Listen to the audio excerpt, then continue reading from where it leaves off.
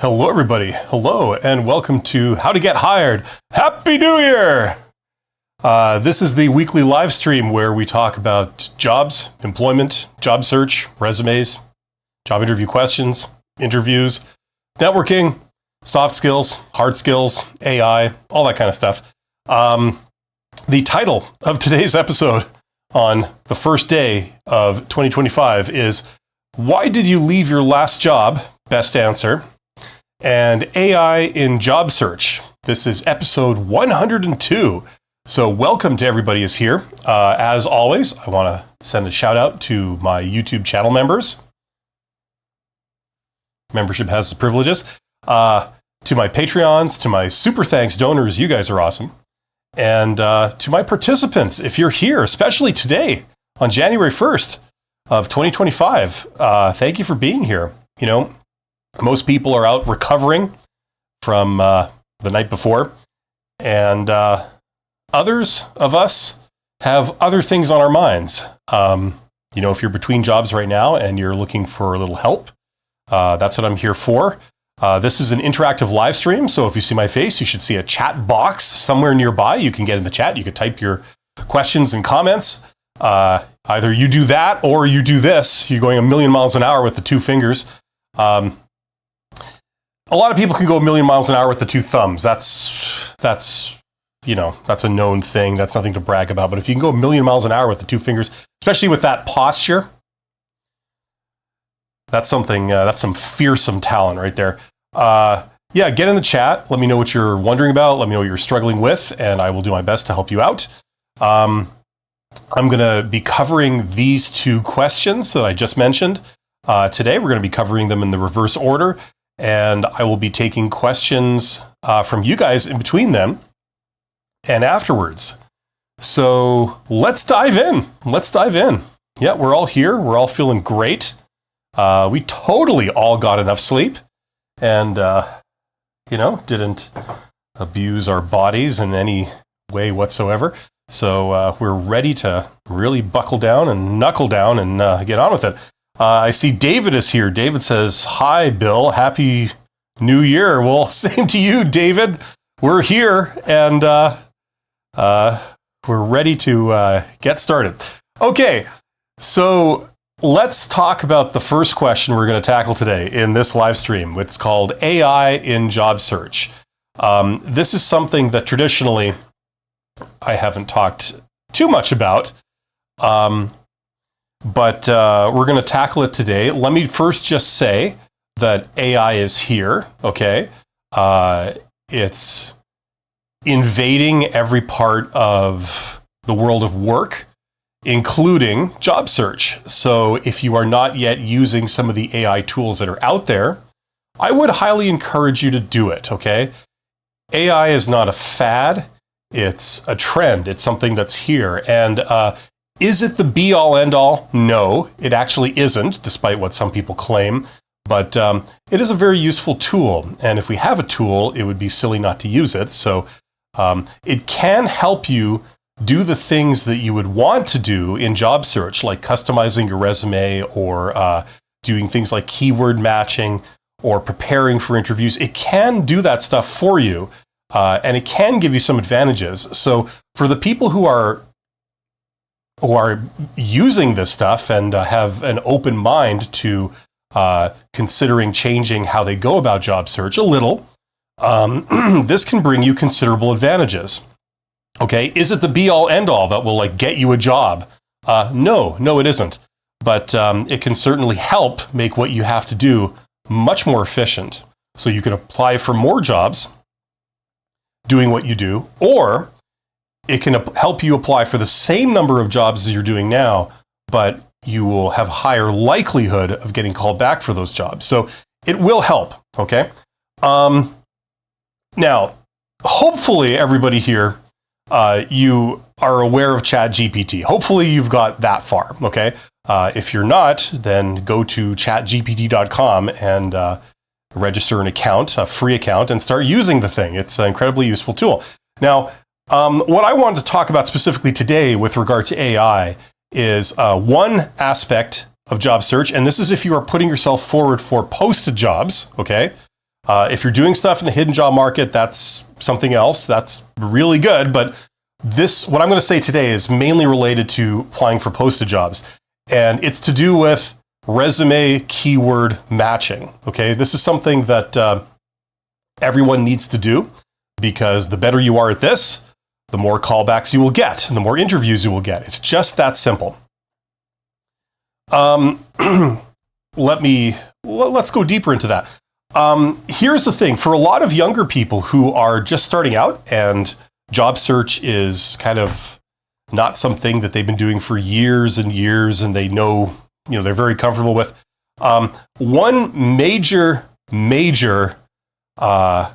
I don't know what the hell you call it, mindset or principle that a lot of newer people don't really understand right off the bat is that, unfortunately, you kind of have to dance to their tune.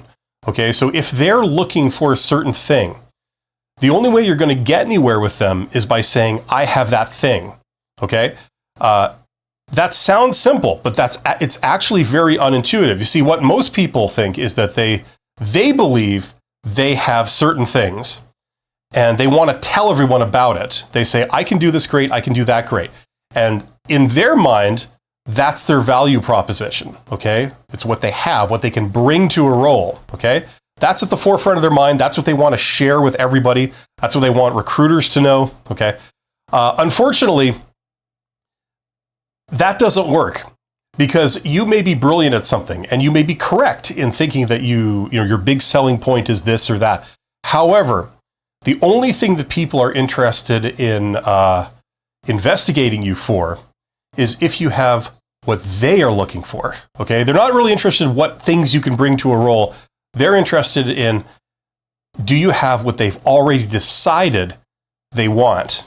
Okay, so when they say, we want someone who can do this or who has this, the only really thing they want to hear is, do you have that thing, that we've already decided we're looking for?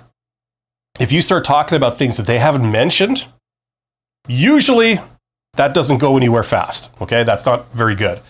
That's just a reality of humans. This is the same for salespeople when they're selling stuff. It's the same for recruiters when they're hiring people.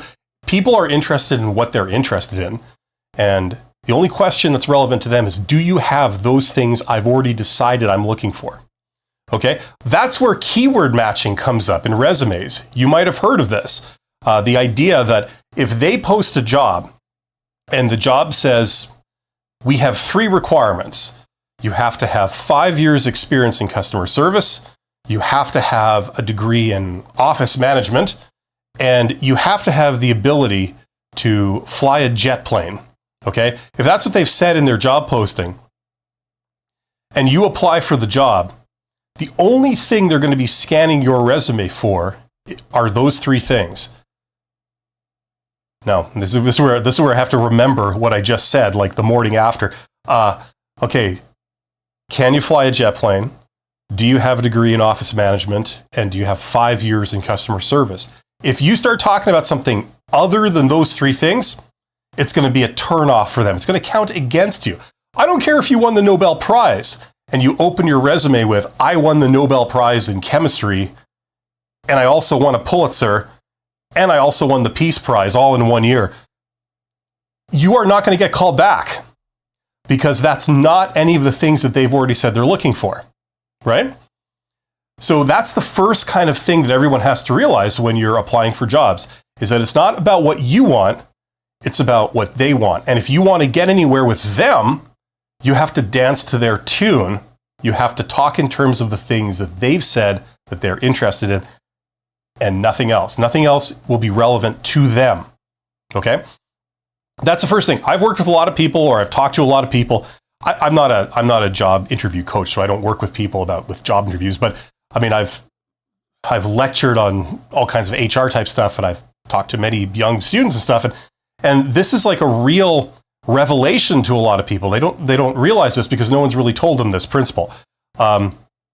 So that's very important to realize if you haven't already realized this. This is kind of where everything starts. Now we can go into things like AI tools. AI tools will help you to do the actual manual work to accomplish this principle, right? So the most obvious thing is if they've given you that job posting where they said, we're looking for these three things, when you apply for the job in response to that job posting, you send in your application, ideally, your resume, it should read that the first thing that's on your resume, the most prominent thing, are those three things back to back.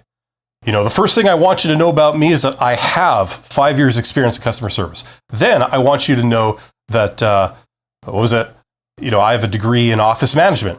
And thirdly, I am licensed to fly a jet plane. Okay? Now, if you then add a ton of extra stuff, say you add 140 other points that you have, none of which they asked for, none of which they care about, a lot of times the way it'll be perceived is that those other points you add, they dilute the three big points at the beginning that were in your favor. Okay? And they will tend to select a candidate that has just those 3 points, as opposed to a candidate who has those 3 points plus 140 other things. Because that candidate that has 140 other things, it really seems like those 3 points are not their core competency. They're not the one thing that they want to do with their life. You know, they're watering it down, right? And this can also be a very hard concept for people to embrace because we all have egos, right? So this is a big issue, okay? So whether you are using AI tools or not, you should be trying to keyword match. So that means if they've said they're looking for these things, you say you have them. And not only that, but you use the same terminology, the same lingo, okay? So if you have a degree in or a certificate in office management, maybe technically on your certificate, God, this is hard to do with a backward screen and an arm behind me right there. What it actually says is you graduated from secretary school or something, I don't know, some synonym of office manager. Technically, it says secretary school. So one would think that on your resume, you would want to be accurate and say, I have a diploma from secretary school, right? It's totally legitimate, all above board, right? But the problem is that doesn't match their lingo. They didn't ask for a certificate in secretary school. They asked for a certificate in office management. So when you write your resume, because secretary school and office management, for our purposes, are exactly the same thing, you would use their terminology. You would say, I have a certificate in office management, right? And then that way it lines up with exactly what they said they were looking for. Why? Couple of reasons. Number one, first of all, they might not have a human doing this kind of matchup. It might be a computer, and in which case, computer doesn't understand anything. It just looks for the same words, right? So in this case, the words will match up. Secondly, if it is looked at by a human, a lot of times recruiters, they're not trained in the subject matter of the job they're hiring for. So they might not know that secretary school is really exactly the same as office management. They might not have made that connection, right? You know, and maybe also they don't know how to tie their own shoes, you know, but they still work as a recruiter. So it helps you regardless of what's going on the other end. If you just use their lingo, it will appear like a closer match, okay? Once again, people resist doing this because we all have egos, right? So that's another very important principle. Okay, so there are a variety of AI tools out there. I'm talking about these concepts very long. I'm not really getting into the AI part, but there's a lot of tools out there. The obvious one is ChatGPT can help you with this, right? You go to ChatGPT, you type in, you know, like here's my resume, the text of your resume, and then, you know, here's the job description, the text of the job description. Can you write me a custom version of this resume that's tailored to this job using the most maximizing keyword matching, you know, something like that. And then bam, it spits out the text of a new version of your resume that scores higher in terms of keyword matching than your original resume did, right? So you would apply to this job with that new version of your resume. Does that make sense? There are some other tools out there. I've heard of a tool, people keep talking about it. What was it called? I'm just looking at my notes here. JobScan is another one. It's sort of like ChatGPT, but it's more tailored to fixing up resumes. Check that out. There's also other ones out there. You guys check out the things, the tools that you want. I haven't used JobScan myself, so I don't know if it's any good, but all I know is that some people are mentioning it. So check that out, and that can really help you, okay? That's the resume portion of the AI that I want to talk about. I'm going to finish this question by talking about interview coaching with AI tools, and then we're going to go to the chat and answer some questions. Okay, so when it comes to interviews, okay, that's another element of job search, is upping your game when it comes to doing job interviews. Okay, it's a little bit of a different thing than writing a resume. Now, I want to be clear. In my opinion, my recommendation would be, if you have a friend or family member, get them to help you. Do mock interviews with your friend or family member. That means grab these people, like if they're loafing around your home or whatever, just say, hey, come and help me out for a little bit, okay? We're going to do a little exercise here. You're going to pretend to be a job interviewer, and you're going to pretend to interview me, okay? And I'm going to conduct this like I'm actually at a job interview. It's going to be practice for me. Now, you can either write your own questions, or I could give you a list of questions, okay? What would be good is if the person you're working with is if they could just go on Google or something and make a list of their own questions. So you don't know what they're going to ask you, okay? And you're going to do this. It's almost like you're performing a skit. You're going to do it like it's a rehearsal for an actual job interview. You're going to try and do well. Now, if this feels weird, if it feels awkward and you're nervous and it just feels strange, this is a good thing because it's simulating what you may feel like in a real job interview. You're going to be somewhat nervous, somewhat out of your comfort zone. It feels a bit weird. This is good. This is simulating the conditions you're going to be performing under, right? So I highly recommend that you do that. Now, they do have AI tools out there that can help you with this. So if you're too lazy to do this or you're unable to do this, okay, particularly if you're unable to do the mock interviews with a real person, there are AI tools. There's a couple. There's a whole bunch. Now, I've never used them, but there's one called Interview Coach you can check out. There's several others. I did like a search before the live stream here, and there's quite a few. And some of them, I believe, are free, or they have features that are free. And what you do is you can sign up for this. And I think the way a lot of these work, I'm not sure if they all work this way, but the way a lot of them work is it sort of takes a video of you answering questions, and then it does AI type analysis on your videoed answer. And then it gives you feedback, and it says like, okay, well, here were the how you did on matching up keywords that we know they're looking for. Here's how long your answer was. Here's how quick your answer was. Here's like, it's almost like public speaking coaching, like where they say, here's all the ums and ahs and stuff you said, and you should try and clean that up. They also include other things like they'll say, here's how you scored for using like inclusive language or stuff like this. So maybe things that aren't universal, but certainly some people out there are paying attention to these things. They also have some of those elements in there, so you can choose to be evaluated on that and work on that stuff. So it does have a role, and it can help you, especially if you don't have any friends or family that can help you with this. It's better than nothing. So it's something to check out. But as I said, if you were in a position to do mock interviews with a real person, I would do that.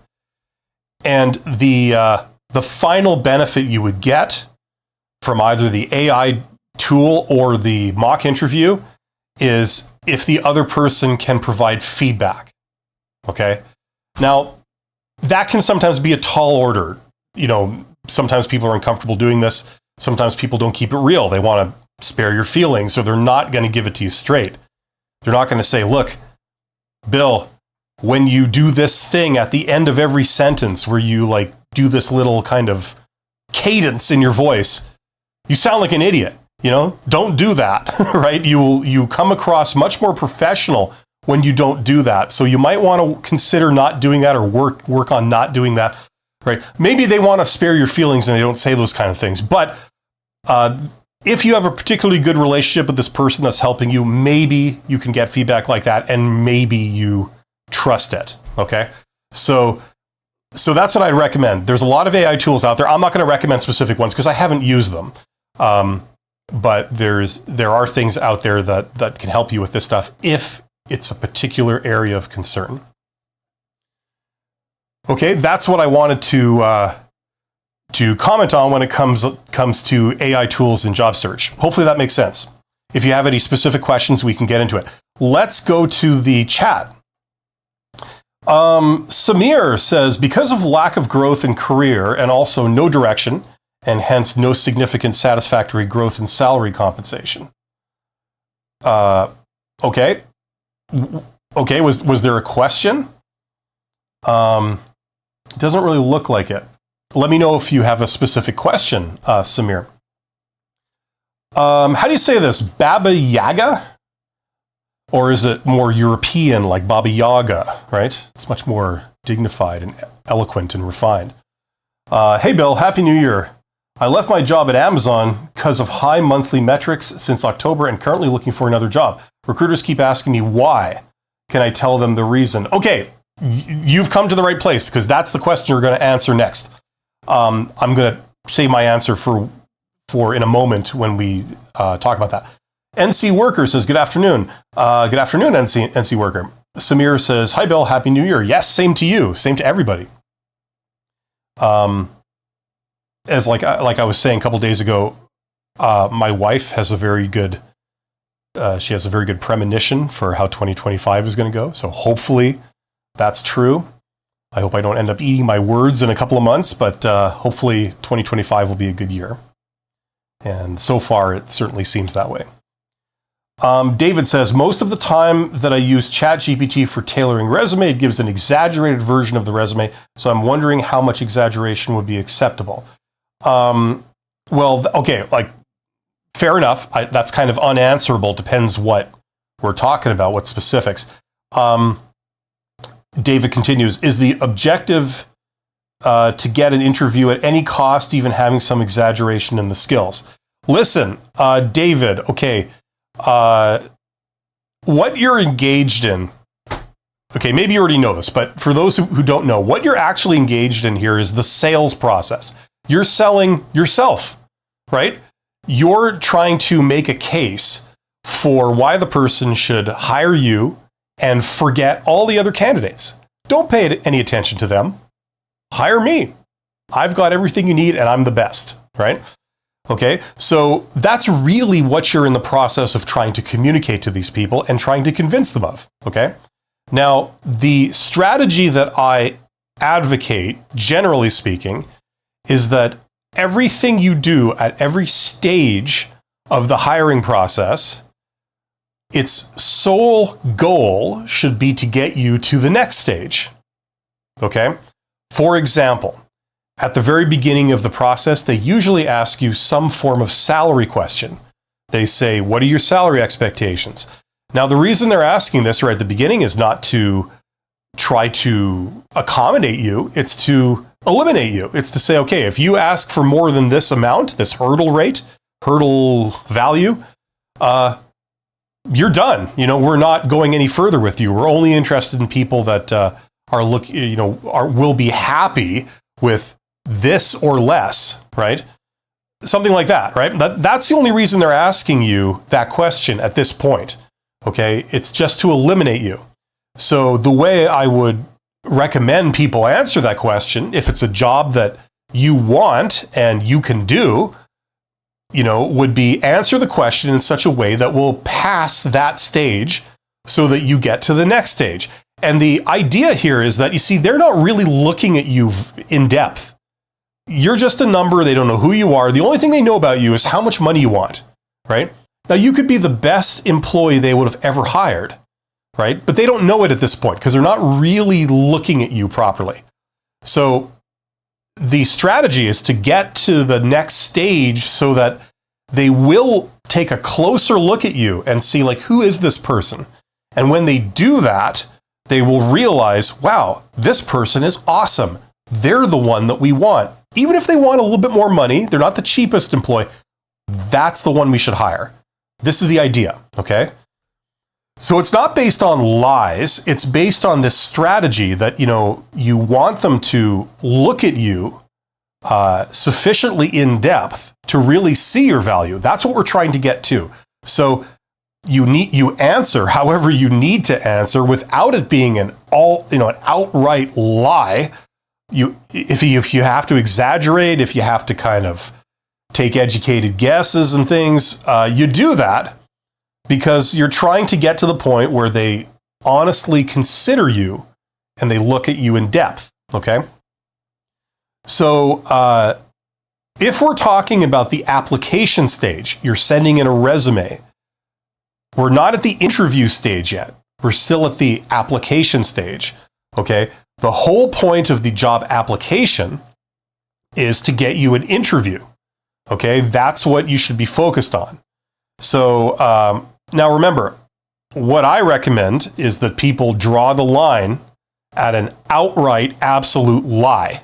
You don't lie outright. You can exaggerate. You can selectively say things, that give a certain impression without it being an outright lie. Okay, it's going to be a very fuzzy sort of thing, and everybody's going to draw their line in a different place, right? Of what they're comfortable doing and what they're not comfortable doing, and that's fine. Okay, but as a general recommendation, if you exaggerate a little bit without outright lying and saying you have something that you don't, or that you did something that you didn't, you know what I mean? I think it's perfectly fine. That's what people do when they sell stuff. They try and persuade you by making the best possible case. This is what lawyers do in a trial. Each counsel is going to try and make the most compelling argument they can to convince you, right, that they are correct and you should side with them. Right? So this is what you're doing here. Okay? If they call you on it, you can get into the details and you can back it up. So that's what I would say about that. I mean, obviously we're talking about a very general thing, and that's my general answer to that general question. Now, when it comes to you using ChatGPT and you find that it's always exaggerating things to a degree you're not comfortable with, you can, if you know how to use ChatGPT, you know how to use its memory and all this kind of stuff, you can tailor your expectations with ChatGPT. You could tell it, like, look, I don't want you to blow things up so they're completely out of proportion. I want you to be reasonably accurate with only maybe some minor exaggeration. That's the kind of results I want you to return. And it will, you can tell it this and get it to remember this, and then going forward, it will give you results that you're happy with, generally speaking. Okay, so look into that if this is a problem for you. So to directly answer your question, is the objective to get an interview at any cost? No, not at any cost. Like, if they're looking for a medical doctor and you are not a medical doctor, it's like there's no point in creating an application that will get you an interview, because you would probably have to say you're a medical doctor and you're not. You're just not. It's a yes or no thing, right? You know what I mean? Maybe there's a chance that they might potentially hire someone that isn't a medical doctor for that role. Okay, then we're not going to mention that you're not a medical doctor. We're just going to leave that blank. And then if you go down for an interview and they ask you, are you a medical doctor? You say, no, I'm not, but I do have this and this and this and this. And they say, I'm sorry, we absolutely can't hire anyone that isn't a medical doctor, right? But if there's any chance that it's not to do something a doctor would do, it's to do some medical role, that maybe an administrator, maybe they don't absolutely need the person to be a doctor, I don't know. So you can push for it. Baba Yaga says, in 2024, I did a number of interviews and it feels like companies have become super picky. Long are gone the days when if you lack some skills, you can join and learn. Now they want you to know everything. We're gradually heading in that direction, but a lot of times what you're describing here is not actually the reality, but they're giving you the impression that that's the reality because of the way that they go about job search, okay? For example, if they publicly post the job and they get 1,000 applicants, right? If there's 1,000 applicants, you can probably afford to demand that the people that are interviewed, that you select for interviews, have every single one of the requirements. Okay? Like even if they weren't all technically requirements, a lot of them were nice to haves, right? The only way you would get an interview for that job is if you had all the requirements and all the nice to haves, like all the things they said were requirements. If you have one less than all of them, then you're not getting an interview. They can afford to do that because they had 1,000 applicants and there's a lot of people in there that could do the job. So they can afford to be picky, right? The other thing is the way this corporate hiring process works. A lot of the initial screenings are done by recruiters, and a lot of recruiters really don't know, the subject matter of the roles they're hiring for. So they make their decisions based on what they do know. Things like soft skills, things like, how friendly you are when they meet you, and, stuff like that.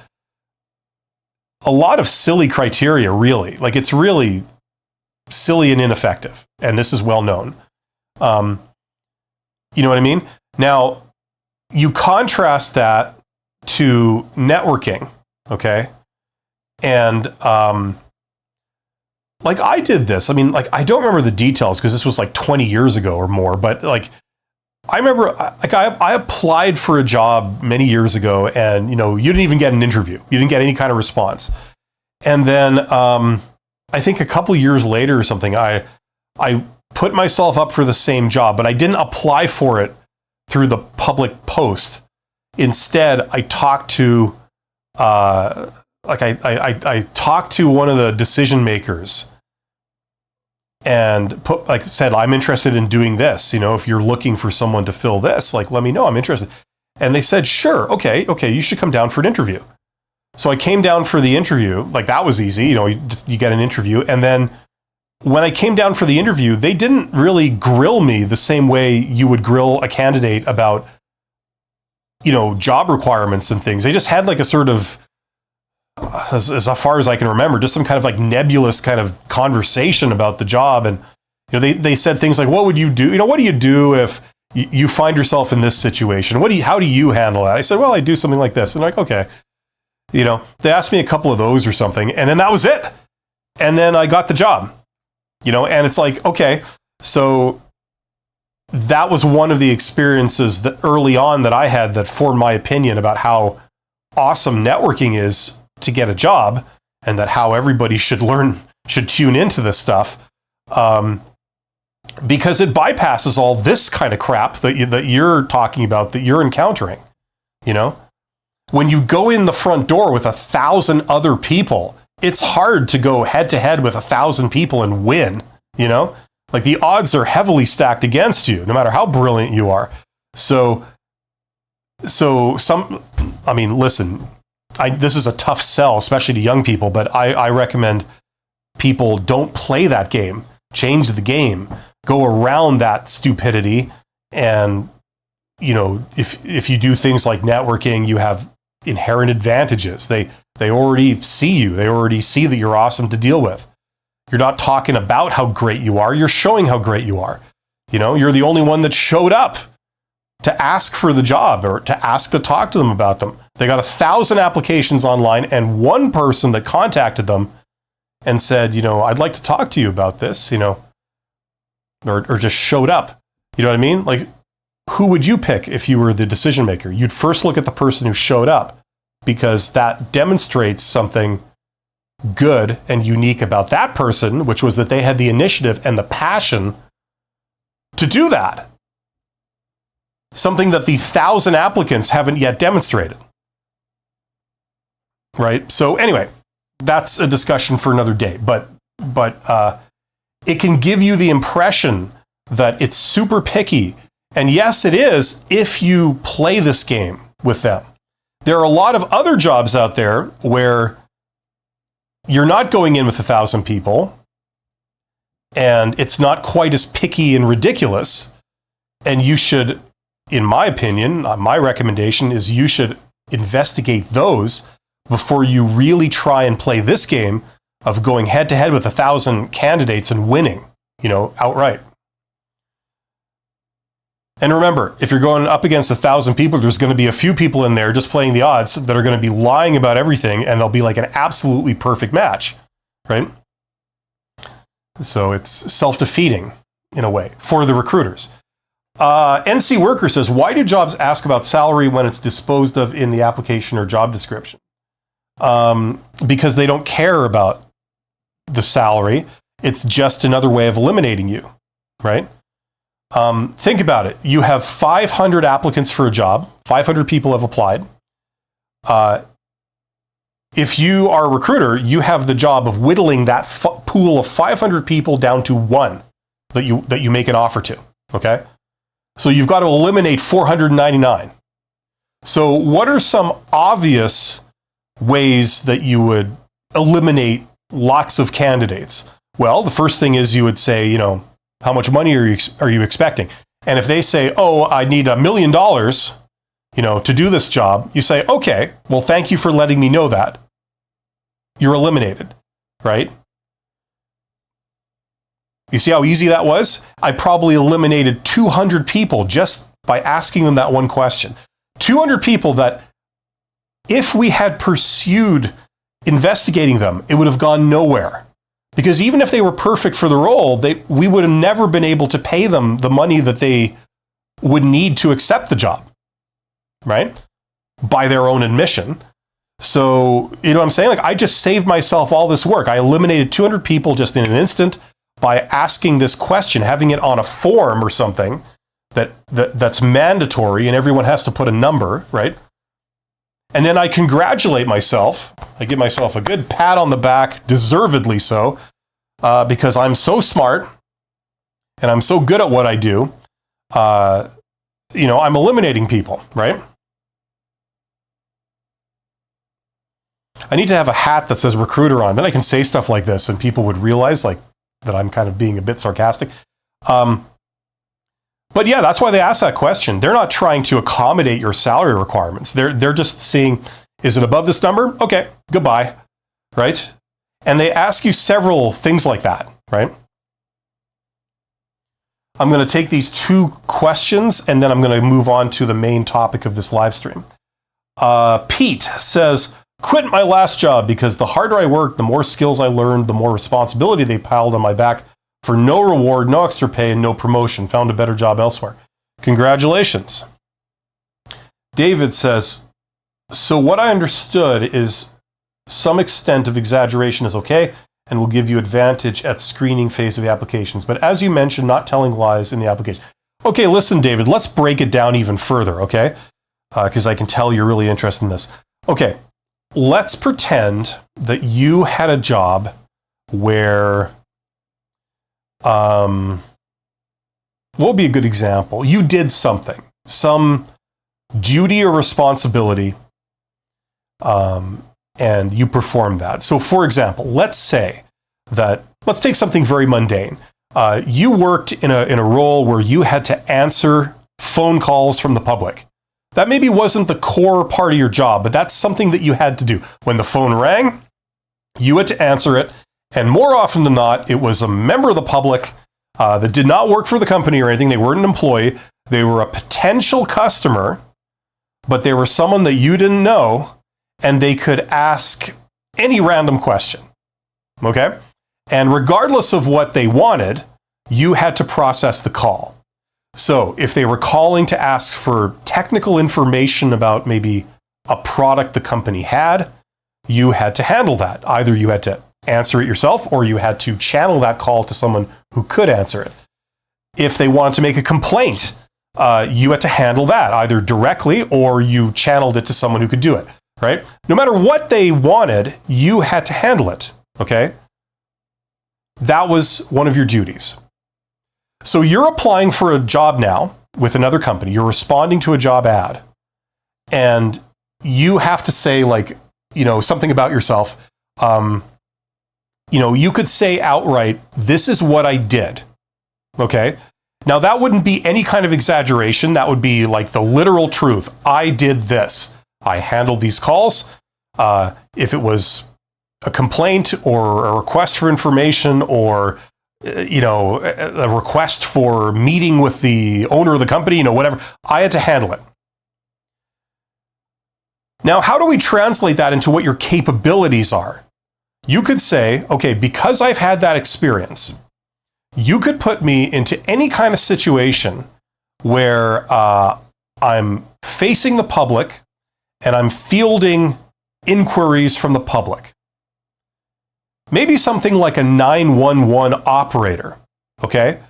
That's what 911 operators do. They sit and they answer calls from the public, and whatever the call is, they have to be able to handle it, right? And handle it correctly, right? That's their whole job.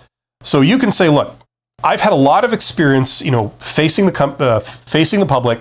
So my capabilities are that, any kind of question from the public, any kind of complaint or any kind of request or statement, I've heard it all. I can handle it. If you need someone that's going to be the main switchboard right here, I can do that. Now, is that an exaggeration? You see, you're translating your past experiences into your future capabilities, right? Now, you can do that in a very safe way and say, well, if it's in the context of, let's say you worked in a construction company or something. If it's in the context of a construction company, I can certainly do that. If it's in the context of any other type of company, I don't know. Right? Would that be the correct translation? Or would you say, like, I feel pretty confident that whatever context I'm in, if I'm interfacing with the public, I can handle it. I don't get stressed out. I always follow the proper procedure, and I handle it appropriately to my boss's satisfaction. Would that be a correct translation? It's a judgment call, right? Like, some people will say, no matter what comes up, I can handle it. Anything to do with people, anything to do with any kind of concern somebody has, any interaction, I got it covered. I know what to do, I know how to do it, and I'm skilled at that. Would that be a proper translation? It's totally a judgment call, okay? What I would push for is I would push for portraying yourself in the best possible light, as long as you felt that you weren't entering any ethical gray areas. It wasn't an outright lie. Maybe you feel that, like, look, because of my experiences, I should be able to handle anything. And even if I'm having some minor issues in adapting to maybe a slightly different situation, with a little bit of a learning curve, a little bit of time, I will rise to the challenge. Right? And then you feel, well, I don't need to say that. I could just say, I got it covered. Within a reasonable amount of onboarding time, I got it all covered. Right? It's how you interpret it. And the goal should be to make the best possible impression, to not say anything negative that would lead to doubts or uncertainties about your capabilities. If you're going to make a statement about your capabilities, it should be pretty clear cut. Right? So it's not really a science. It's more of an art. It's like everybody's going to have their own take on it. But I would rise to it and say, like, look, you are a very capable person. You've done some stuff. You've seen some stuff, and you are trainable. And you learn and you adapt over time. So I think for most people, it would not be any kind of issue if you took that to heart and said, yes, I've done this in the past. I know what it's like. I can do it. So I'm pretty confident that any situation that's remotely like that in the future that I get exposed to, I'll be able to handle, And so that's what I'm going to say. Does that make sense? That's just my personal take on it. You can take it or leave it if that works for you. But that would be how I would recommend people to handle it, all things being equal.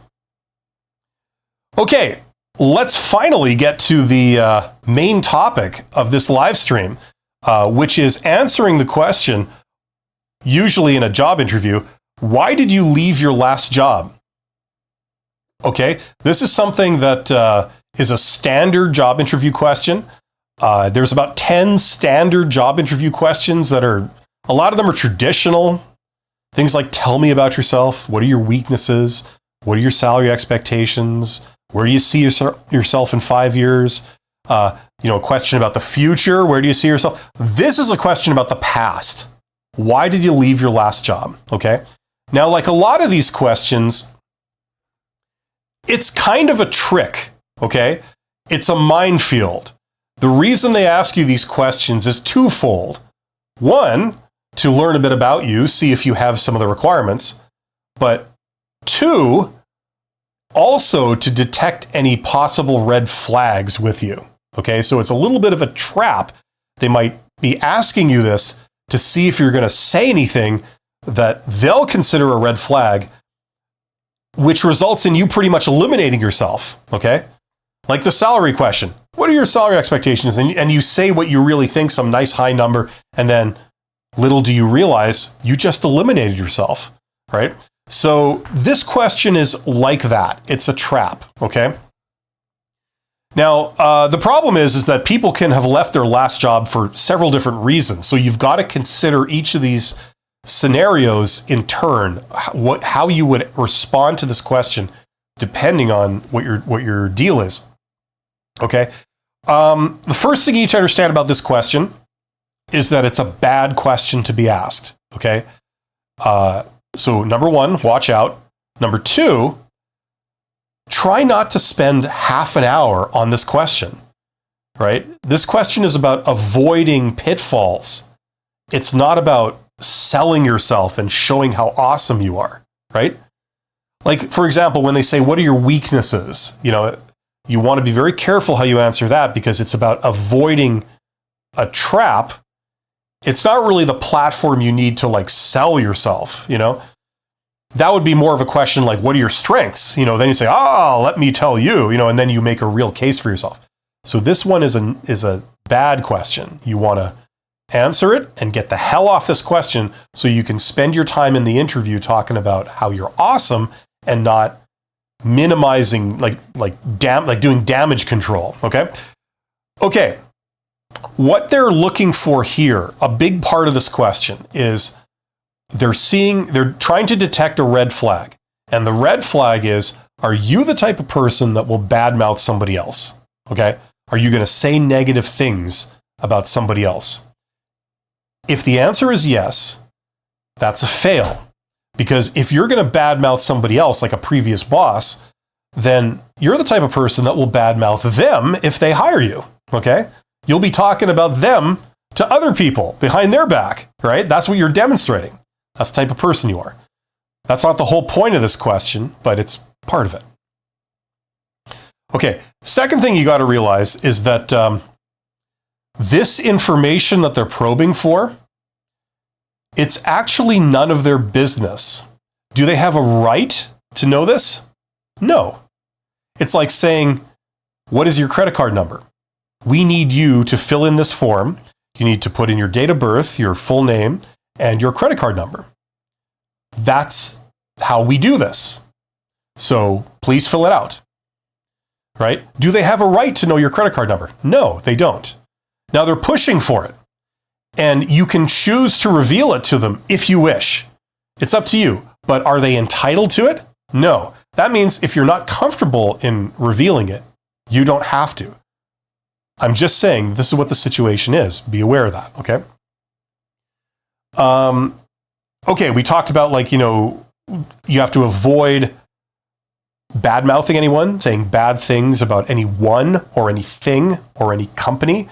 Okay, if you do that, you kind of fail this question. Okay. You want to be brief. We talked about that. You want to get off this question relatively quickly. Give them the answer that passes, and then get the hell off it so that you can spend your time in the interview selling yourself and saying how awesome you are, not avoiding landmines like this question. Okay, I think that's all the That's all the principles here. Okay, now let's talk about how you actually answer this. Okay, let's pretend that you were laid off. Okay, that's actually what happened with your last job. You were laid off. Okay, saying that is okay. Okay, what you don't want to do is you don't want them to think that there's something wrong with you. Okay, now if you were laid off with like a bunch of other people at the same time, okay, it wasn't that, oh, you were laid off and only you, there was just you specifically. It's like, no. They were downsizing. They cut 10% of their workforce. What they did, the way they did this is they looked at the 10% of that were the most recent hires, and they just laid those people off. Or they looked at people in our department, say in the warehouse division or something, and they just laid off people in that department just in order of seniority, right? So the junior people were laid off, something like that. Like if that was the case, I would say this because this serves to convince them that there's nothing wrong with you as an employee. They didn't lay you off because you were a bad employee. It wasn't for cause, okay? If you say anything that suggests that you had a performance issue or something like that, that's going to be perceived as a red flag. They're going to be thinking, okay, I see. You're not a good worker. Okay. Good that we know this, right? Because now we're going to eliminate you. Okay, so if you were laid off, you could say it. Anything you can say to demonstrate that, there wasn't any particular issue specific to you, I would say it. So I would say I was laid off as a group in a wave of layoffs that was, it affected 10% of the workforce, and it was purely done in terms of seniority, and I was one of the junior people, so that's what happened. Okay, now if you left your previous job, if you voluntarily resigned, you weren't let go, this was a conscious decision, you said, I'm giving you my notice, I'm moving on, I don't want to work here anymore. Okay. It's okay to mention that. It's not bad in itself, but once again, you have to add qualifying information to show that there's no red flags with you. Because if you say that you left, the question people are going to be wondering is, are you the type of person that leaves things very easily? If there's a little bit of a challenge, it's starting to get a little bit less fun than you thought it was, you leave, right? Are you that type of person? Because if so, that's going to be a problem. If we hire you for this job, you might just decide it's not to your liking 3 months down the road and leave. And that makes us look like a bunch of idiots. We picked someone who just left after 3 months. That's going to be embarrassing for us. It's going to be bad for our company. We're going to have to do all this work all over again. So we don't want a person like that. So if you left, you have to justify it and explain this is why, and it's not going to be an issue if you were to hire me. Okay? Now, the way I would recommend people do this is by saying a very short catchphrase, okay, that sums the whole thing up. You say, no, I left, I was ready to do more. Okay? Now, if you want to keep going, you could say, you could qualify that. You'd say I was in this role. I'd been in that role for many years. I felt that I'd really, covered it all. I knew the ins and outs of that role. I was comfortable with it. But there wasn't a lot of training opportunities. There wasn't a lot of promotion opportunities there. I was ready to do more. I was ready to move up and take on new responsibilities, especially responsibilities in this area, right? And that's why I'm coming here. This is what I want to do. I left that job because, it was good and I had no complaints with, the boss or the company or anything, but I'm ready to do more, specifically these types of responsibilities, and that's why I'm here now interviewing for this, because I would like to do this kind of role. Something like that. So if you could say that kind of thing, I would say it. If it doesn't make sense based on the job you had and the job you're now applying for, then obviously you can't say that. But the idea is you want to just leave it at that. I was ready to do more. You don't want them to ask you 10 follow-up questions probing about what specifically you want to do and why, right? That takes time away in the interview for stupid things. You want to get back to selling yourself. Okay? So to summarize, if you left, it's fine to say, I left. I voluntarily stepped away because I was simply ready to do more. There weren't a lot of opportunities to move forward at that job. I want to get into this area, and that's why I'm here now. Okay, now if you were fired from your previous job, okay, this is where it gets a bit tricky, as you can imagine, okay? Now, the problem is, there's a couple of things going on here. Number one, the reason why recruiters ask you about your past is not because they care about your past. There's nothing to do with them. What you did with some other company, who cares? There's nothing to do with them. But obviously, the reason why they're asking is because they're inferring that if you behaved a certain way in the past, then if they were to hire you, that's a good indication of how you're going to behave in the future, right? If they were to hire you and put you in this role, the way you would handle things is how you've handled them in the past, right? That's the assumption they're making. Now, we all know that that isn't universally true. A lot of times that isn't true. But more than 50% of the time, that tends to be how things work. So they're going to make that assumption, okay? Now, the problem is if you were fired, that suggests that, oh, you're the type of person that gets fired from jobs. And if we were to hire you for this job, there's a higher likelihood that you would need to be fired from this job for the same reasons, right? So that's the problem with saying you're fired, okay? Now, the conventional wisdom, what a lot of recruiters will recommend as an answer in this case, is they would love you to just tell all. They say, if you were fired, just admit you were fired, and then say what you learned from the experience and how you're moving on from there. This is what you learned, and it's not going to happen again, right? The problem with that advice is that it contradicts the entire cornerstone of recruitment theory in how you evaluate candidates. They believe past behavior predicts future behavior. So if you say you're fired, the implication is they're going to assume you're the type of person that gets fired, you're going to be a high-risk employee, and you lose. They will eliminate you because of that reason, now that they know it. They say they won't, but what we see quite often in the real world is they do, right? This is the danger with admitting you have a weakness or admitting something is not perfect in your past, and then talking about how you've learned what to do and how it'll never happen again. That's why there's a lot of problems with that in the real world, because a lot of recruiters don't have the discipline to take those kind of statements at face value.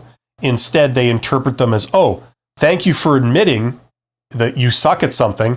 Now that we know you suck at something, we're going to eliminate you based on the fact that you suck at that. And if we hired you, you'll probably continue to suck at that. You like my highly professional terminology? Okay, so this is the problem. So for a start, I don't recommend that you freely admit that you were fired. You advance that information, especially when it's none of their business. I don't recommend you take the strategy of I'm going to admit I was fired, full disclosure, and then say what lesson I learned and how it's never going to happen again. Okay? Because that will be abused. That's my take on that. Don't do that. Okay? So, what can we do? Well, here's what I would say. Here's how I phrase it. Remember, this is not a deposition. Just because you're in this interview with these people doesn't mean that you're on trial, or that this is some kind of official thing where you could be guilty of perjury if you say something that isn't true. You know what I mean? These people are just they're trying to make it feel like that. They're trying to make it feel like you must tell them everything and reveal all, right? When you don't want to reveal things that make you look bad. Maybe you're an awesome person and you're a hard worker and you're a great employee, but in the past you had a jackass for a boss who exploited you. Admitting that you were fired by some insane psychopathic jackass, should that preclude you from getting this job when you're a good worker? You'd be really good in the role? That's stupid. But that's the assumption these people are going to make because they're trying to get to know you without actually putting in the time to get to know you. They're just making assumptions based on stereotypes. So here's what I'd say. Don't admit you were fired if you were fired. Don't disclose that. Okay? Some people balk at that. They say, well, shouldn't I be truthful? Yeah, you should. But the problem is these people are going to make all kinds of assumptions about you, true or not, based on that statement. And they're all going to be bad. Okay? So I would recommend if you were fired, don't say you were fired. Instead, talk about the reason you were fired. Like, don't say this was the reason I was fired. Say this was an issue I had with that role. And then say you left. Because you did leave. That's how, to me, that justifies it. Now, if you got a different take on it, that's fine. But I would say, if I was in that position, I would say, well, here was the issue with my job. And a good template, if you can say this, I would say it this way. When I originally signed on for that job and I was hired for that job, the job description was for a certain role. Now, over time, I found that role evolved. It morphed into a completely different role. And I ended up in this different role, one that I had absolutely no interest in doing. And it didn't speak to my skills either. So that didn't work for me. So I left that organization. And what it did is it reiterated my passion for doing the original role. And that's why I'm here now. Because that speaks to my interest and my strengths. And that's why I'm here for this one. Something like that. Like if you could say that, if that's in any way accurate, or even partially accurate, I would phrase it like that. Okay? Now, if you had some other issue with the job, maybe it was with something else, but I would adapt that template to say, like, this was the issue, so I left, because that's not technically false, but it reinforced my interest in being in this situation, and that's why I'm here. So if you can do that, I would say that. And that's if you're fired, okay?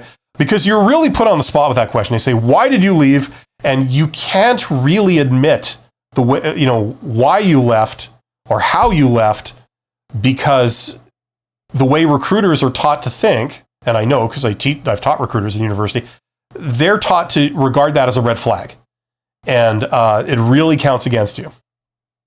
Okay, so this is this really weird tightrope that you have to walk, this minefield of a question. If you were laid off, no problem. Just say that. Say you were laid off as a group if you can. Communicate that there was nothing specifically wrong with you. If you left, that's fine too. You can say that. I left. As long as you qualify it by illustrating that you're not the type of person to just leave stuff at the drop of a hat. This was like a real special case, and it's a thing that won't happen again, because this job is the solution to that, to the reason why you left. Something like that. Okay? But fired, that's where you got to tiptoe around it. That would be my recommendation for how to answer that question. Does that make sense? That's what I have to say about that. Okay, get in the chat. I'm done my little monologue there that went on forever. If you have questions, if you're wondering something or struggling with something, let me know. Jason says, what if you were terminated due to a retaliation, but they made it look like something else, but it was for retaliation? Excellent question, Jason. Okay, here's the deal. Okay, let's start at the beginning. You and I both know that does happen, and it does happen a lot.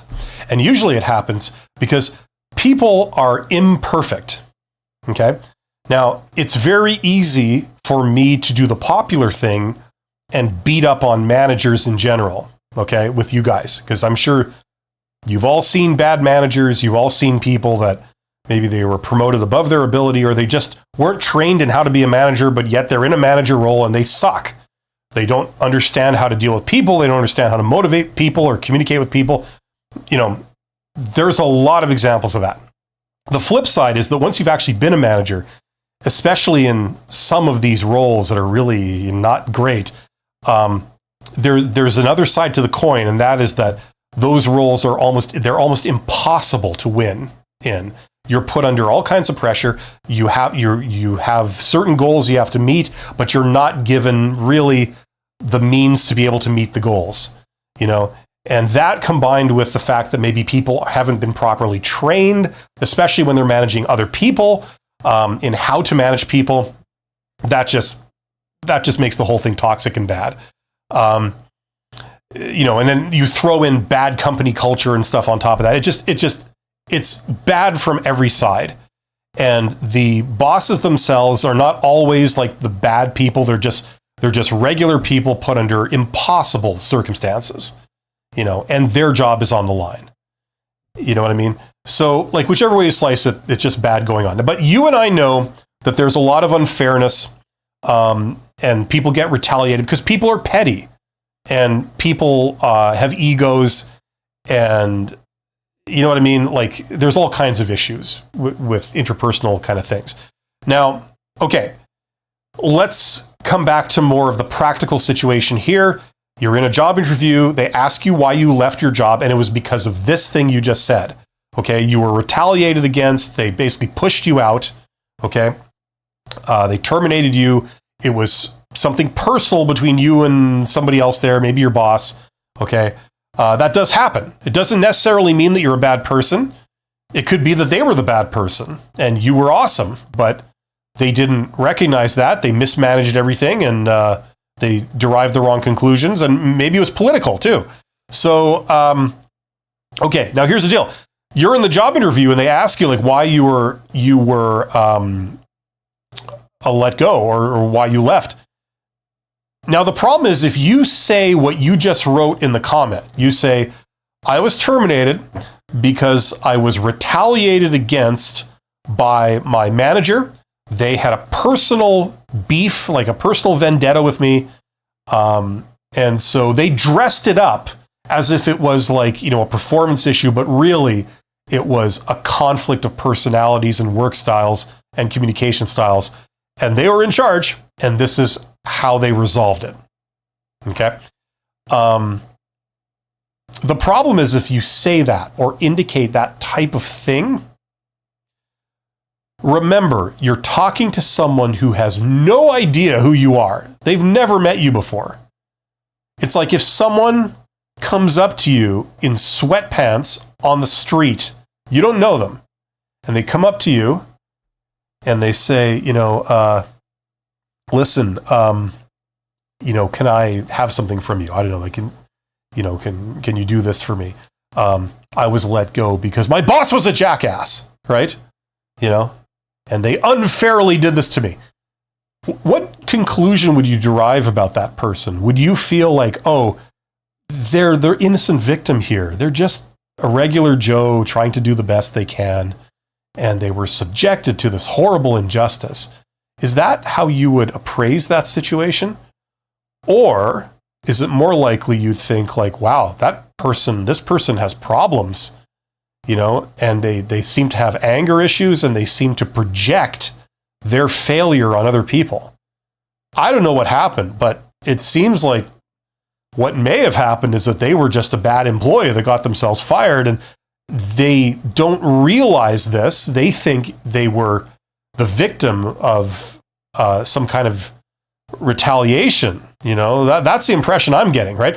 So the thing is, if someone doesn't know you and they're forming a first impression of you, and you say something like this, it will not be taken in the way that you want it to be taken. It will be taken in a very negative way, right? You're not talking to your friends and family members that know you. They know you're awesome and they know you're a good worker. You're talking to someone who doesn't know you. They're just meeting you. And this is what you're telling them, like in the first encounter? That doesn't look good. Okay? So that's the reality. Okay? So you may be absolutely correct. Okay? And I have no reason to doubt you. But if you answer with this kind of negative detail, it will be interpreted in a very negative way. It's not because the recruiters are jerks or something. Like, this is just a fault of human beings. If you were in their shoes, you would derive the same conclusion.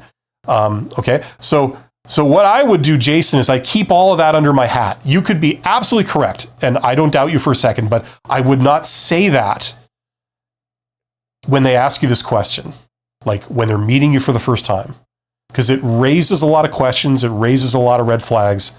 They don't know what happened, but there's doubt now as to what happened, and that doubt, that's going to count against you, okay? So I would keep it under your hat. If I would answer the way kind of we talked about, right? So if you were fired, like in your case, you could count that as like the fired option, right? You were terminated. Don't say I was pushed out. Just say I left. I was ready to do more. And then you keep the details under your hat. And that way you pass and they consider you for the job without any of these questions and red flags being raised. Okay? Right? Get the job. Okay? That will be your revenge. Okay? from this jackass that treated you unfairly. We all want to voice our feelings of injustice. We do. And it's not a bad thing, but not when you're trying to make a good impression to people who are just meeting you. Hamza says, I was up. Hey, I just did a video about the was up thing. That's going to come out on my other channel in a couple of days. Yeah, Victor, I agree with Victor. They'll misinterpret you. That's kind of a 3-word summary of what I spent the last 10 minutes trying to say. Yeah, I think he wants to rob me. Well, that's where you have to register your hands as weapons. You could kill him with a... Have you seen Inspector Clouseau? No, you're not like 80 years old, so you haven't. But, he had that thing where he could kill you with a karate chop, right? Yes. You register your hands as weapons, right? Okay.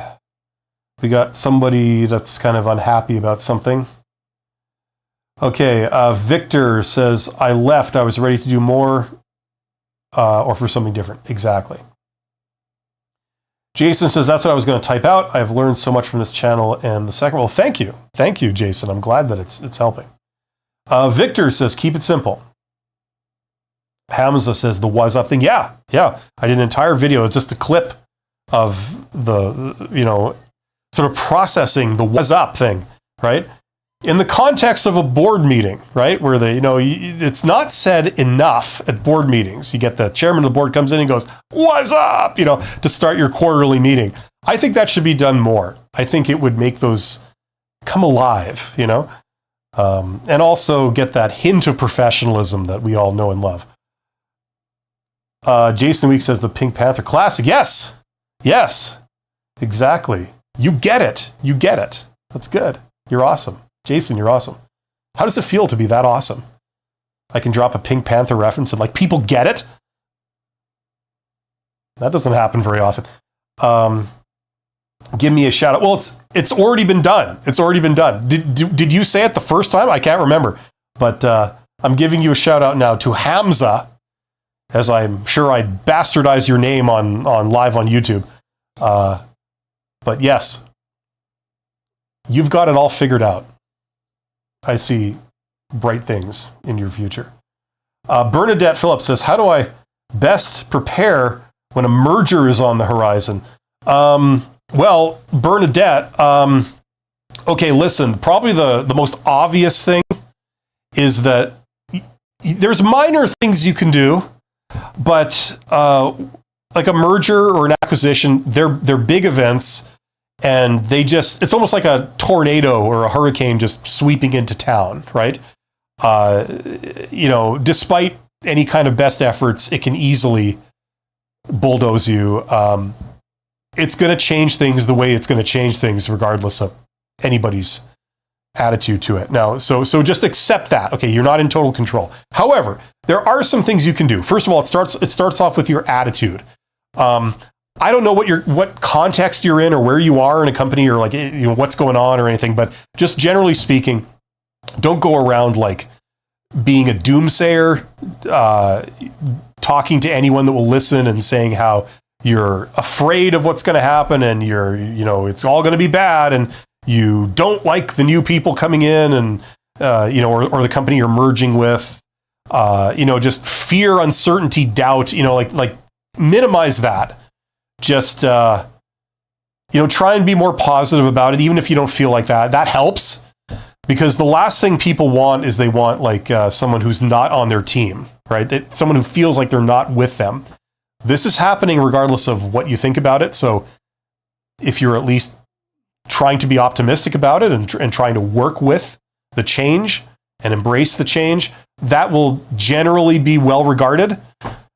Sometimes nobody's watching, right? But sometimes when people are, they will pay attention to that. And there could be opportunities there, because if everyone else is going, it's the end of the world, I need to leave the company and while I can, but you're the one saying, I don't know, this might be fine. I'm actually interested to see what they have planned. That might have a positive effect. So you can at least do that. Hamza, what channel? I think it's, I've never talked about these. These are on the screen all the time. The Company's Expert 2, the Company's Expert 3. Those are two other channels that I do for the hell of it. The Company's Expert 2, as it says, is for like the how to get a job thing. It just goes into more detail. It's more clips and things. The Company's Expert 3 is about the entrepreneurship and business type stuff. So if you want to learn business, I talk about business stuff and how to grow companies and how to do side hustles and all that kind of stuff. So I think it's on the Company's Expert 3. I think that's where that video is going to be in a couple of days. Youssef, my close personal friend Youssef, me and Youssef are like this, okay? Just so everybody knows. Does creating your own company or product count as work experience, regardless of success? That's a minefield, Youssef. Okay, listen, between you and me, it is great experience. It's some of the best experience you can have, as far as I'm concerned, is if you are doing entrepreneurial type things, creating products, trying to market products. This gives you insight into what your role is in the company that almost no other employee has. You've got a real perspective of like what your role is that nobody else has. You understand the implications and what's actually going on, the realities of business. Those things are usually only known to people very high up in management, very high up, like at the executive level. Okay, so you're getting those same insights. The problem is that you can't really mention this stuff usually, because if you do, first of all, recruiters who are not up the executive level, they're down here, sometimes they're at the entry level, they don't recognize those skills for how good they are, number one. And number two, the only thing they see is a conflict of loyalty. So if you say, I've done my own company in the past and I've created products and marketed them or whatever, they're going to interpret that as, oh, I see. You're the type of person that starts their own company on the side, and your loyalty will be split between your own ventures and your day job, which is working here. And who's going to choose their day job when you've got your own creative sort of thing that you're doing too? That's the one you're going to prioritize if you have any say in it. So that counts against you. You're now a question mark. We don't know if you're really loyal. We think that you've got this other thing going on the side, or you have the likelihood of having a thing on the side, and that just raises red flags with us. That's the problem. That's the problem with mentioning entrepreneurial type stuff in a job interview to a recruiter for a corporate type job.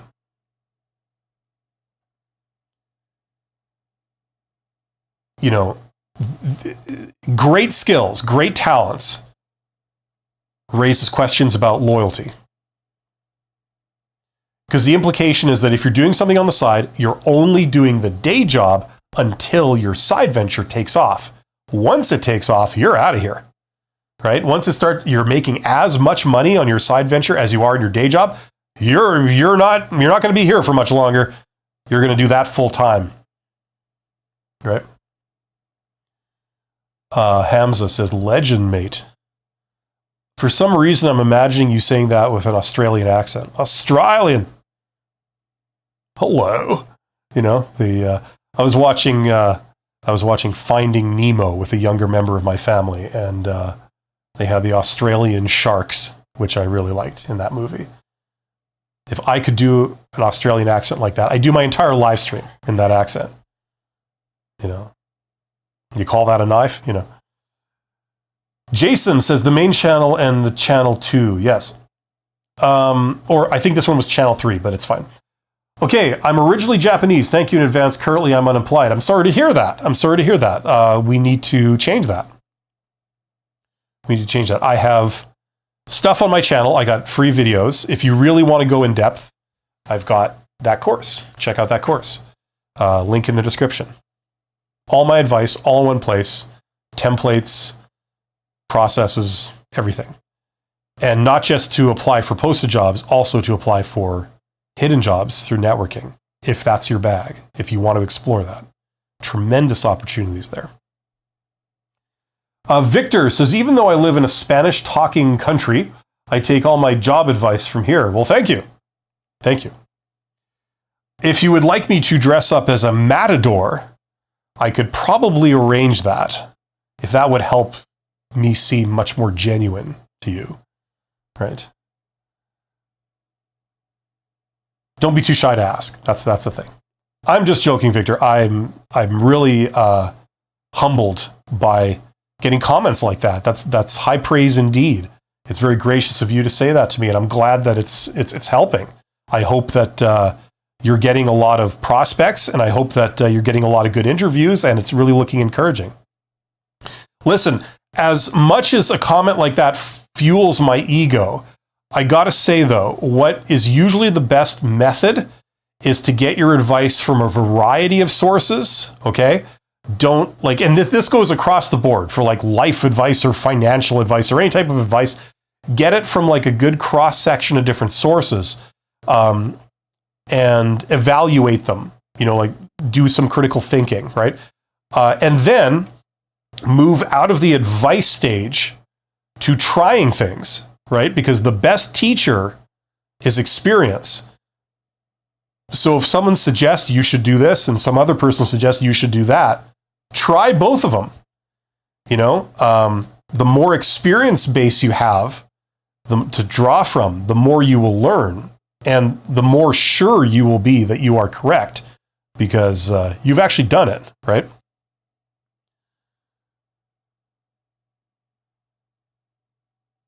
It seems that Japanese people take advice from here. Amazing. Yeah, that's very flattering. Hopefully it's working out for everybody. Hopefully you guys are achieving some good results. If you're not, or if you have questions, this is why I do these live streams. So let me know. Lemon Tart says, Happy New Year, Bill. Happy New Year! Yes, and same to you, Lemon Tart. That's a catchy name, by the way, too. I once knew a lady who was the director of marketing for a company, and she would wear these I'm not down with ladies' clothes. I don't know what you call things or the conventions, but it's almost like you'd wear a suit, but instead of wearing like men generally do, you wear black or blue or gray suits. They'd wear bright yellow, like a canary, or bright pink, right? Like these feminine kind of female type attire, business attire. So she'd always wear bright yellow, and she'd have a wardrobe, and I think they're all different shades of yellow, So when you say lemon tart, that's who I'm thinking of. Mike, In my case, the paper form asked, have you ever been fired? I could have answered, not in the last 40 years, not in the last 220 years, no. Or I could have explained a stupid firing when I was 19 years old. Okay, so remember what I said when I first started answering this question, like half an hour ago or whatever. Remember, this information is none of their business, okay? Like I could give you a questionnaire and I could say, okay, write in your net worth. You see, the way this process works is you tell me your net worth, and then I decide if I'm going to work with you, okay? That's how this works, right? See, I can make up all kinds of rules too, you know? That's what these people are doing to you. They can ask you any question under the sun, including things that are personal, that are confidential, things that are questionable because they could lead to questions of identity theft or financial shenanigans like scams and things. You know, they can ask you for anything they want, but do you have to provide that to them? No. So remember, keep that in the back of your mind, okay? Now, let's pretend for the sake of argument that this was a private company and they asked you, have you ever been fired? Okay? Now, first of all, you rightly recognize that they don't have the right to that information. You can voluntarily give it to them, but they don't have the right to get that from you. It's none of their business. What you did with somebody else is none of their business, right? Okay? So they can also try and orchestrate this so that, you must answer the question. You can't skip the question. You have to write, like, say, a yes or a no. They can give you only those two options in like a combo drop-down box, and you can't skip the question. You have to say either yes or no. So it's like, okay, well, if you're going to do this with me, personally, this is just for me, my opinion. If you're going to do this for me, I'm going to say no, regardless of the reality. It's like, it doesn't work that way. You're not entitled to that if I don't want to disclose it. You can't convince me that you are, because I know you're not, nor can you force me, because I'm under no obligation, right? So I'm going to say no, right? And the other thing is that, like, if you can justify it possibly, okay? You could justify it by saying, look, I'm doing what I need to do to get an interview so that, we can have a serious discussion about this. It's not a yes or no question. If you're evaluating my suitability as an employee and you're starting off by looking at this, there are mitigating circumstances that need to be taken into account for you to get an accurate appraisal of my value and how my likelihood of fitting with your culture. So I want to get to the point where we're going to have a serious discussion about that. I'm not like talking about that in some mechanical form that isn't even going to a human, probably. So that's how personally I would rationalize this. Okay? See, companies love to convince you that you have to do everything they say. Right? Not just in the context of job interviews. Like, you see that everywhere in life. People want to push you around. They want to say, you have to do this now. This thing that we want you to do, well, you have to do that now. That's how our process works. That's how we do things. You then do this. It's like, no, not at all. Absolutely not. Now, if you take a stand and say, like, I'm going to die on this hill and go, absolutely not. You don't have the right to tell me to do that, right? It's like, okay, now what you're doing there is you're signaling that you're belligerent, that you're uncooperative. And once again, it's self-defeating because that's going to eliminate you, right? So the only thing for it is to do it in an innocuous way where, you're not creating conflict or awkwardness or anything. You're not confronting them about it. But at the same time, you're not being exploited because you don't have to disclose this. Right? In a lot of areas where, like I know in the United States, there's different states and they each have different labor laws and employment standards. And in some states, it's illegal to ask people what your current salary is and what your salary history has been and all this kind of stuff. There's also varying legality on, like, do they have to post the job, the compensation for the role? I'm very cynical. Even if they post it, there's no guarantees that that's really, honestly, the true range. There's no way to know that, right? From the outset, the boss could say, well, I'd be willing to pay up to here, but I'm going to put officially that it ends here, right? And then if I decide to offer someone more, I can always say, well, in that moment, I decided to revise my original salary range. I have the perfect right to do that. You know, I'm not going down, I'm going up, right?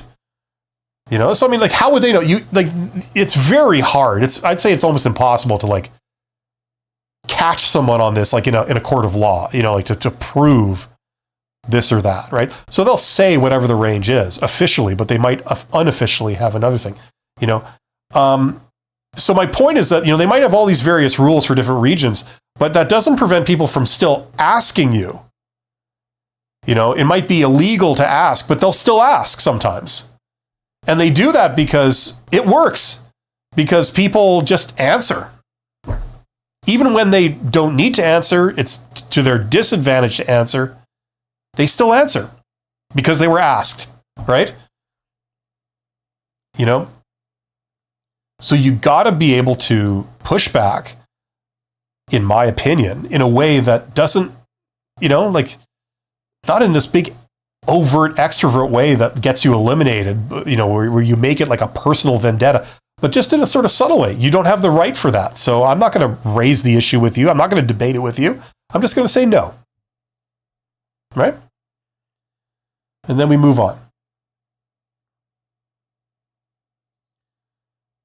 And if it ever comes up again after this point, I'll be happy to get into it with you. How deep do you want to go? Okay, where do we leave off here? So we're talking to Mike, talking about, have you ever been fired? Or I could have explained a stupid fire. Yeah, I'd just say no. You know? I mean, it's silly. Like, you know, once again, there's the technical answer to that question. Yes. A million years ago, when I was 19 years old, I got fired from my paperboy job, technically, because of this misunderstanding, right? Like, what relevance does that have now that I'm 65 and I'm an executive, you know, with a long track record of success under my belt? Like, what relevance does that have? Are you seriously going to eliminate me from being considered any deeper because of this thing as a paperboy? Like, what kind of retarded logic is that? Right? Let's just admit this to ourselves right now. You know what I mean? And maybe you have a lot of personal integrity and you can't technically bring yourself to lie when asked this directly. So it counts to your advantage. Like, this is the situation they have put you in, right? And in the end, it's irrelevant, you know? So you've eliminated yourself and it's not even a relevant issue. Jason says, have you done a video on how to find a remote job? I don't think so, not specifically. No, I haven't. Like, to me, you know, I mean, like I could do a video on how to do contract work. It's kind of like the same thing. Certain industries, you can do remote stuff. Certain other industries, you can't, you know, so it depends what industry you're in. I tend to not make industry-specific videos, more general videos. So I know a lot of other people have, so maybe go check those out if that's really what you're looking for. After cutting the connection with Japanese IT-related companies, I had no aptitude and no interest. I'd like to utilize my portable and transferable skills, which is my accumulated accounting knowledge. Okay. Fair enough. I can't give you advice. Like, I would need to know much more details, right? If you have a specific question, feel free to ask. Jason Weeks says, listening to Bill is like listening to my dad. Hopefully that's a good thing. Both give good advice and came from a similar background, though he worked in HR as a trainer. Wow, okay, well, you have some advice there. It's probably right from the horse's mouth, as opposed to listening to me, which would be right from the horse's ass a lot of times. But thank you. Hopefully that's a good thing. I'm not sure in this day and age being called a dad is like a good thing. I've heard that mentioned in a derogatory way, which is weird, you know? But I'm sure you meant that in a good way, Jason. Thank you. Victor says, brilliant, because the answer you want to give them is, I don't want to answer. The answer you want to give is, F you, you know, I see what you're doing, and it's not going to work. At least that's what forms in my mind. It's so transparent and amateur and stupid. You know, you're going to judge me on something that's completely irrelevant for the sake of a technicality, when simultaneously you aren't even entitled to that information. But yet you're trying to contrive a situation where you feel that I'm compelled to give it to you. And you think I'm just going to conform to that, like a chump. You know, this is the problem with, one of the problems with, with some people in general, but also with some practices in modern recruitment and selection. But if you have to choose, better say no. Yeah, you see, you're pushing people into this kind of situation, right? I can either eliminate myself or I can lie. Now, if I felt that the lie was something legitimate, like this job needs a medical degree to do, and I don't have a medical degree, and it would be bad for me to lie about this and say I have a medical degree when I don't, right? You know, that would be a legitimate issue, right? But lying about something that's completely irrelevant, that has no bearing on my suitability for the role in the first place, simply because you've decided this is a blanket question that all candidates should be asked, you know, is silly. It's just silly. Let's admit that. The other thing is, like, you see, all of these issues, by the way, are all negated or rendered moot when you go through networking to get a job, and not this crap, you know, like going through recruiters in their sort of official process, right? The official recruitment process, where they post a job, you send in an application, it goes through ATS, they filter you, then if you're lucky, you get an interview, then they ask you these stupid canned questions that don't reveal anything real about you, that are very easy to game the system, and then they make a decision on who would be better for the job, where that decision is heavily made by people who don't understand the first thing about the actual job. You know what I mean?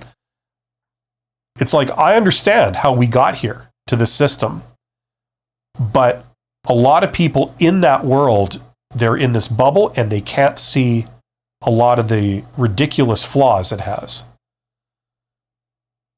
You know, it's all very well for us to admit this and to commiserate over it, but the reality is, if you want to get past these people, you have to dance to their tune. So that's just the reality. If you choose to play this game, you have to play by their rules. You have to give them the things that they consider valuable, right? But sometimes it's not possible. If you're changing careers, for example, people don't change careers successfully by going through recruiters. They go through networking, right? I've said this many times. What's the first question a recruiter would have for you if you said, I'd like to change careers. You know, I'd like to, what was it? Like the Monty Python thing? You know, I'm an accountant, but I'd like to be a lion tamer. What's the first question they're going to ask you? They're going to say, how many years experience do you have as a lion tamer? And you have to say, well, 0, I'm changing careers. And then their response is, well, I'm sorry, we're eliminating you on the spot, because how could you think you could be a lion tamer if you have no experience being a lion tamer, right? Now, we all know that people change careers every day. It's quite a common thing, but they don't play this game. They go to the boss of lion tamers, wherever that, you know, we all know that person, right? They live just down the street for us, and we talk to them on a daily basis. And you go to that person and you say, like, listen, I've never been a lion tamer before, but I have done these various things that, show maybe some of the constituent skills, right? I've climbed Mount Everest, and I do the survivalist nature thing. And I like animals. I have many, many pets, including like some exotic pets, like a cougar, or something like that, and I've been interested in lion taming. I've been following it for years as a hobby. I really think I could be a good lion tamer. Would you be able to give me a chance? And, the person will say, you know what? I'm not fully convinced, but, you may be onto something. So listen, I'll tell you what, I'll give you this one chance, okay? And I'm going to be watching you very closely. And if you rise to the challenge, we can talk about making it more permanent or, really turning it into what you were hoping for, something like this, right? That's how people change careers, right? It's where you talk one-on-one with the decision maker and you make a case for yourself, and they know you, they like you, they can see certain qualities in you that might suggest that this would be something you could do. And they look for a way in, some low risk kind of thing to just see if this is something that's going somewhere, right? And that's usually how it happens, right? Something along those lines. That's how people change careers, right? The fact that you can't change careers by going through a recruiter, that's yet another piece of real world evidence that shows that how they evaluate people is completely flawed. And I'm being maybe a bit unkind. There are some good recruiters. There are. I don't mention them enough, but there are a lot of bad ones, and there's a lot of silly HR practices too. Where did I leave off here? I think here. Amazed. Happy New Year, Bill. If you haven't already, could you share your insights on how managers initiate the PIP as an exit strategy to get rid of an employee even when such PIP is utterly unfair? Now, Amazed, don't use acronyms with me because I get people from all over the world in every industry and they think I know what I'm talking about. Now, I'm assuming that the PIP in this context is a performance improvement process. Is that what you're talking about? Like essentially the disciplinary process, right? Where, you have a sit-down meeting with your manager and maybe an HR rep and they say, listen, we've got some serious concerns about how you're doing your job. We need you to make these changes. We need you to improve. Here's a written plan. And if you can't do these and you don't do these, you're going to be terminated, right? That's what you're referring to, correct? Okay, so what you're saying is you're wanting to know how managers use that, not for its intended purpose, to help underperforming employees get up to where they should be, but instead they're using it as a political tool to remove the people that they don't like, that they don't get along with, or they have a problem with for some other reason. Okay, that's what you're asking? Okay, first of all, that happens a lot. It's a well-known thing. Obviously, maybe you don't need me to tell you this, but in some organizations, like good organizations, they're looking for that. They're aware that that's an issue, and so any kind of usage of what you would call a PIP program, the person higher up, that's one level above this, would be watching to make sure that it's not being used that way, because that would be against the rules, and companies do write that stuff into their policies in some cases where they say, this will be used only for these types of issues. You can't just say, I have a personal issue with it, I have a strained personal relationship with that person, so we're going to initiate this. You can't use it for that. Instead, there would be another thing where they say you have to go talk to a counselor or get some training, from like sensitivity training or relationship coaching or, whatever, right? Usually that's the role of the manager, that's the boss of these people, to bring them in and say, like, look, I need you guys to work together, okay? And I'm going to help facilitate that.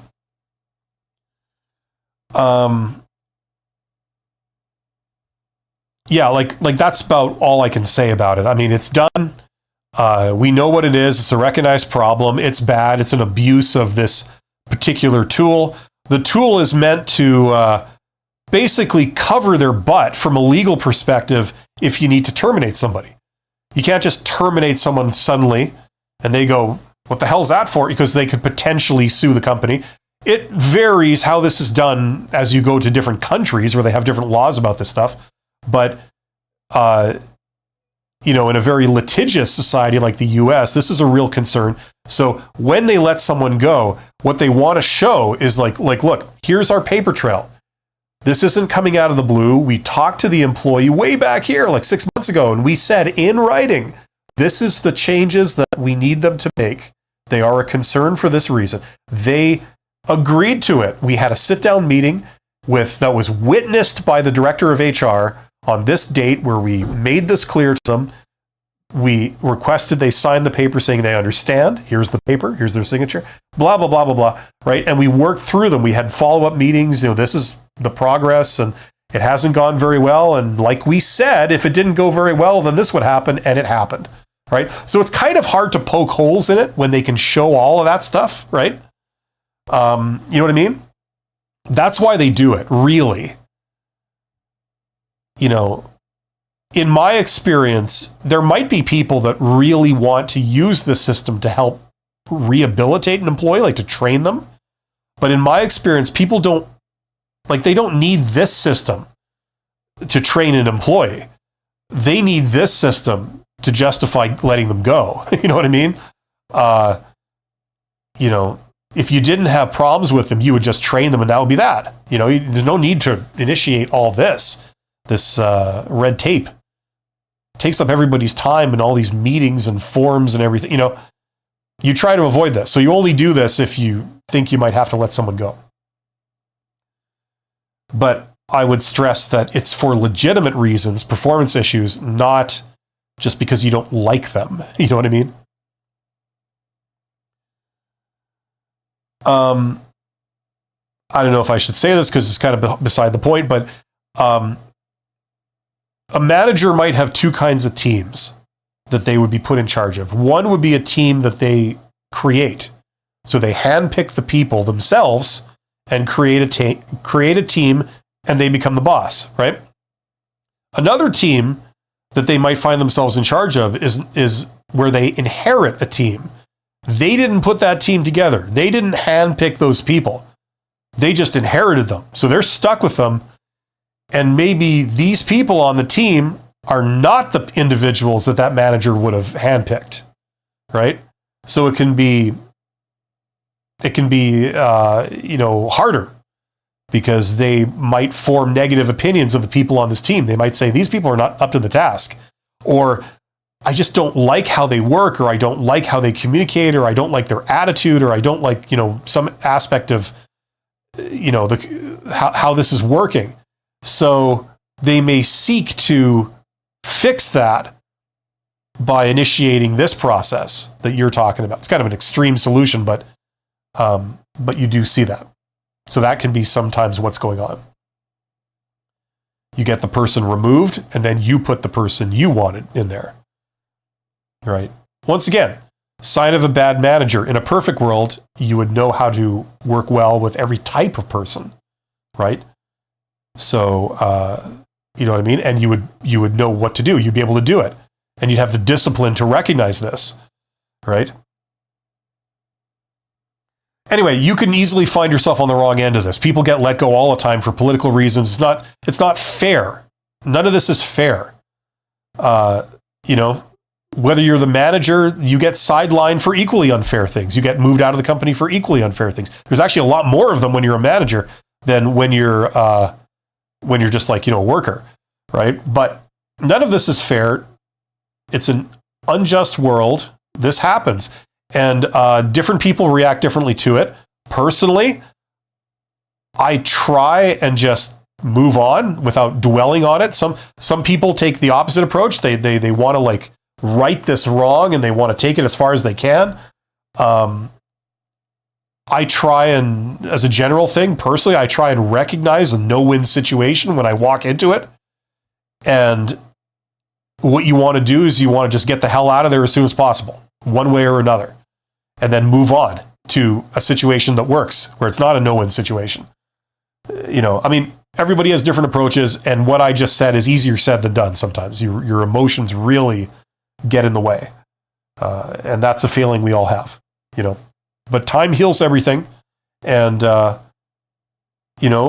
thing is just to get yourself into a situation that works as soon as you can and stay there when it happens. And then recognize that some situations that, they do work, they're really good, they can go sour. You didn't change. It just fell apart around you. There was maybe a change. Somebody mentioned about an acquisition earlier on. Same type of thing. I have to wrap this up because I've got another live stream scheduled for like in 5 minutes or something. But I see there's 30 people here. Thank you for being here. I'm just going to quickly read these comments here. A big problem nowadays is also internal company politics as well as bureaucracy. News for you, that's not a problem nowadays. That's always been a problem. An interesting topic for another live maybe is how to handle yourself professionally and make it nice to work with you. Yeah, that would be great. We can talk about that on the next live stream in a few minutes if you guys want to. While actually being able to say no to create strength within the system. Yeah. Amaze says, yes, performance improvement plan. Yep. Amazed. Sometimes the manager, the person higher up, and even human resources can form a coalition to get rid of an employee in the interest of a company. Yeah, this is the last thing I'll say on this stream. HR, they work for the company. They are always doing things in the interest of the organization. Even though sometimes they give the illusion that they would side with you against the organization, that's not actually the case. They are paid by the organization. They are a branch of the organization. They are the organization. They are not going to champion you against the organization. Oh, not enough sleep last night. This is a really cool topic. You guys are bringing up some great stuff. I would love to continue this into the next live stream. So this is where we're going to end right now. I'm going to be back in like literally 5 minutes on this channel in a different live stream that's scheduled to start in like 6 minutes called Honest HR Nitrous. Check that out if you're interested. That's where we talk about some of these types of issues, really, the realities of the world of work, regardless of whether it's what the theory says should happen. Check out my courses. Check out the Get Hired course if you're looking to get hired. That's all my advice is there. Link in the description. Check out this course also if you want to get promoted, especially if you want to get promoted into management and tack on the communication skills and some of the things you'll have to do for those types of roles. And then if you do want to learn business, because my core competency is how to grow businesses, and I talk about entrepreneurships and side hustles and all this, check out that course. Link in the description.